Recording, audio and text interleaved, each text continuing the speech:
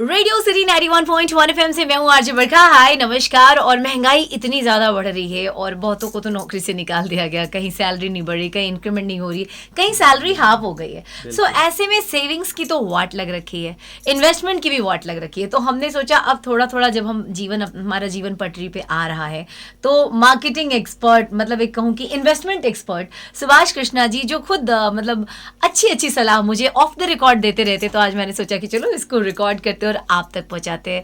Sir, investment और saving में आज हम आपकी बात कराने वाले हैं। सबसे पहले तो बरखा, मैं कोई एक्सपर्ट नहीं हूँ, मैं एक आम इन्वेस्टर हूँ। मेरा मार्केट से या किसी भी कंपनी से कोई सरोकार नहीं है। यस, ये इन्वेस्ट करते रहते हैं, गिरते लड़खड़ाते, मतलब पर्सनल एक्सपीरियंस जो सीखा है वो हमारे साथ साझा करना चाहते हैं। और वही हम सबको बताते भी है जो मेरे से पूछता है। बिना पूछे तो मैं किसी को कुछ बताता नहीं, बताना भी नहीं चाहिए जी। तो हाँ, पूछो अब क्या पूछो। तो सबसे पहला सवाल, इन्वेस्टमेंट और सेविंग में एक छोटा सा जो फर्क है, मतलब नॉर्मली ये लगता है सेव क्या करते हो तो हम इन्वेस्टमेंट की बात करते हैं। देखो, सेविंग क्या है, सेविंग और इन्वेस्टमेंट अलग अलग चीज है। सेविंग ये है कि मैं 10 रुपया कमाता हूँ और एंड ऑफ द मंथ उसमें से 1 रुपया बच जाता है, तो वो मेरी सेविंग हो गई। लेकिन उस 1 रुपए को मैं 2 रुपए या 1.5 रुपए या 5 साल बाद वो 3 रुपए हो जाए या 2 रुपए हो जाए, इसके लिए मैं उसको कहीं डाल देता हूँ। उससे मैं ज़मीन ले लेता हूँ या कोई म्यूचुअल फंड ले लेता हूँ या कुछ भी, कहीं मैं उसको इन्वेस्ट कर देता हूँ, पीपीएफ में डाल देता हूँ, कहीं भी डाल देता हूँ। वो इन्वेस्टमेंट है कि आप उसको बढ़ने के लिए कहीं आपने उसको डाल दिया। ओके, यानी कि आपने पैसे को बड़ा होने के लिए आपने उसे कहीं पे इन्वेस्ट कर दिया। पैसा बचाना। हाँ। याद है जब पॉकेट खर्च घर से मिलता था और हम लोग उसमें से कुछ बचा लेते थे, फिर सिनेमा देखेंगे। सही बात। तो पैसा बचाना सेविंग है। पैसा से मतलब वो बढ़ेगा नहीं, वो बचा रहेगा, दैट इज सेविंग। और अगर पैसा बढ़ रहा है तो दैट इज इन्वेस्टमेंट, बढ़ाने के लिए। अब इन्वेस्टमेंट की जब बात आई है तो सर इन्वेस्टमेंट कहाँ करें, किस टाइप से, क्योंकि बहुत सारे ऑप्शंस हैं, तो बहुत सारे लोग आपको मतलब ऐसे अट्रैक्टिव लुभावने ऑफर्स देते रहते हैं, मेरे साथ आओ मेरे साथ आओ, तो हम किसके साथ जाएं? देखिए, सबसे बड़ी चीज क्या है ना, आज भी इंडिया में मैक्सिमम लोग, अभी थोड़ी देर पहले इस वीडियो को बनाने से ठीक पहले हमने ऑफिस में एक छोटा सा सर्वे किया था कि क्या करते हो भैया इन्वेस्टमेंट में, और हमने 5-7 लोगों से पूछा, बस बरखा ने यूं ही पूछा कि आप इन्वेस्ट करते हो। उसमें 1-2 लोग का सवाल था नहीं करते हैं, 3-4 लोग का था करते हैं, और सभी के सभी का सवाल का जवाब एक ही था कि वो आरडी कर रहे हैं, पीपीएफ कर रहे हैं या एफडी कर रहे हैं, यही था। तो वो अच्छा है, उसमें कोई दिक्कत नहीं है।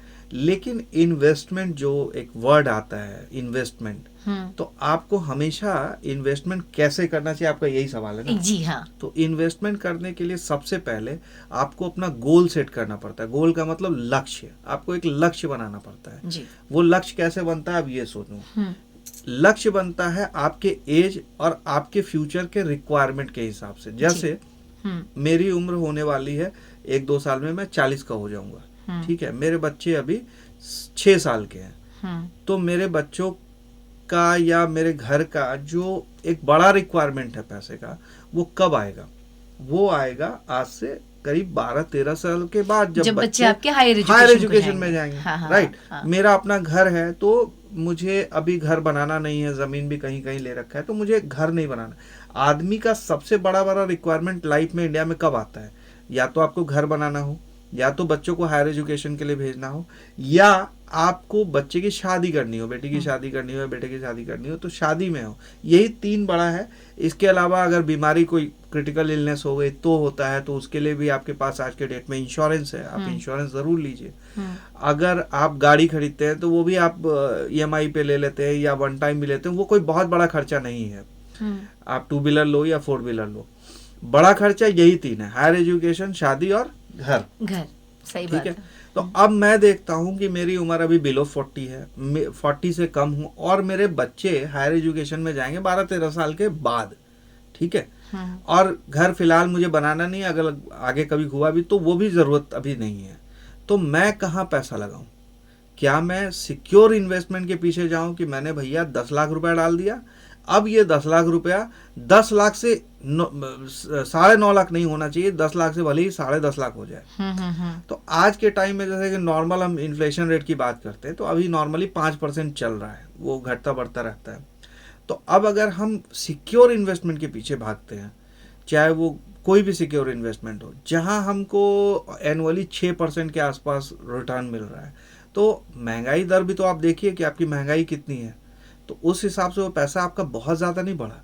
आप थोड़ा रिस्क लीजिए, अपने एज के हिसाब से कैलकुलेट कीजिए आपका एज कितना है। सपोज अगर आप 50 साल के हैं तो आपका मैक्सिमम जो रिक्वायरमेंट आएगा वो 55 से 65 साल के बीच आएगा। तो आप उस पीरियड में आप थोड़ा 50% सिक्योर इन्वेस्टमेंट कीजिए और 50% इक्विटी, जैसे म्यूचुअल फंड हो गया, SIP हो गया, उसमें इक्विटी और डेट अलग अलग चीज़ें हैं, तो उसमें भी आप पैसा इन्वेस्ट कर सकते हैं। अगर मैं अपनी बात करूं तो वो एक टैगलाइन है ना, म्यूचुअल फंड सही है, तो मैं उसी में बिलीव करता हूँ। मैं अपने टोटल इन्वेस्टमेंट का 95% मेरा और मेरी वाइफ का, हम लोग म्यूचुअल फंड में इन्वेस्ट करते हैं, SIP के थ्रू और म्यूचुअल फंड के थ्रू। सर, तो म्यूचुअल फंड और SIP की अगर बात करें तो इन दोनों में ज्यादा बेहतर क्या है? अगर हम दोनों ठीक है। आप मैं एक उदाहरण बता रहा हूँ। एक कंपनी A है, वो एक फंड लेके आती है मार्केट में, उसमें आप अगर एक ही बार, आप हर महीने इन्वेस्ट नहीं करना चाहते, तो आप एक बार में जो भी XYZ अमाउंट, मिनिमम 5,000 रुपया होता है म्यूचुअल फंड में, आप उसमें डाल देते हैं। अब आप डाल देते हैं और आप छोड़ देते हैं डाल के। अगर वो टैक्स सेवर नहीं है तो आप कभी भी निकाल सकते हैं, अगर टैक्स सेवर है तो 3 साल के बाद निकाल सकते हैं। आप उसमें छोड़ दिया। अब आप देखते हैं कि अगर आपको बहुत अच्छा रिटर्न कभी जरूरत आई तो आप निकाल लिए वो पैसा, तो वो वन टाइम इन्वेस्टमेंट है। SIP जिसका फुल फॉर्म होता है सिस्टमैटिक इन्वेस्टमेंट प्लान।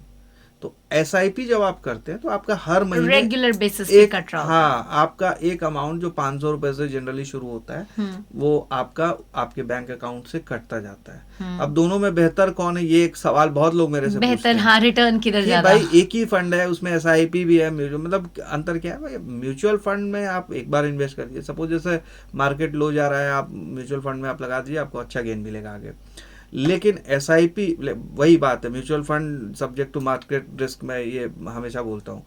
SIP हर महीने कट रहा है, उसका मार्केट से अप एंड डाउन से बहुत ज़्यादा लेना देना नहीं है। सपोज मार्केट अप पे जा रहा है, आपका यूनिट एलोकेशन कम हो रहा है, आप कम यूनिट परचेज करो। जिस समय मार्केट गिरेगा उस समय आप ज़्यादा यूनिट खरीदोगे, आपका यूनिट अपने आप खरीद रहे हैं। फिर एक दिन आप जब उस पैसे को निकालना चाहते हो 10 साल के बाद, तो वो आपको बहुत अच्छा रिटर्न देगा।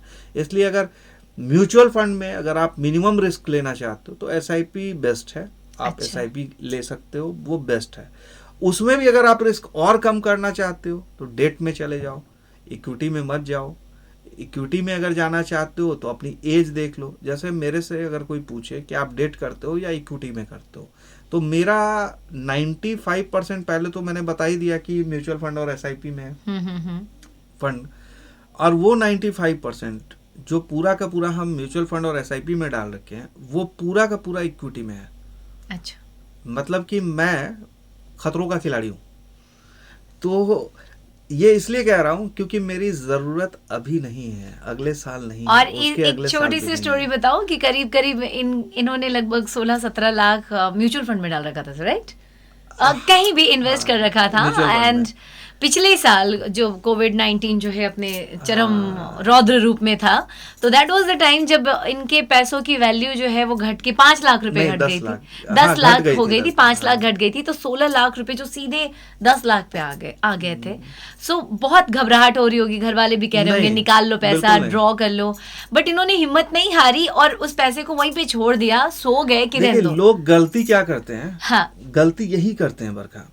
आप इसको ऐसे समझिए, आपने म्यूचुअल फंड और SIP के थ्रू मान लीजिए आपने 10 लाख रुपए डाल दिया, कोई तूफान आ गया, कुछ हो गया, वॉर हो गया, कुछ भी ऐसी चीज हो गई जिसके चलते मार्केट क्रैश, वैल्यू डाउन हो गया। हाँ, मार्केट जब क्रैश हुआ, आप लोग बोलते अरे बहुत लॉस हो। लॉस नहीं हुआ है आपको, लॉस तो तब होगा ना जब आपने पैसे निकाल लिए। अगर तुम ऐसे सोचो, ऑब्वियसली सही बात है, आपने 16 का 10 करके निकाल लिया तो आप तो ऑलरेडी घाटे में जा रहे हो। निकाल लिया तब तो लॉस हुआ, अगर आप निकाले नहीं तो लॉस कैसा? फिर वो बढ़ेगा, आप इंतजार तो कीजिए।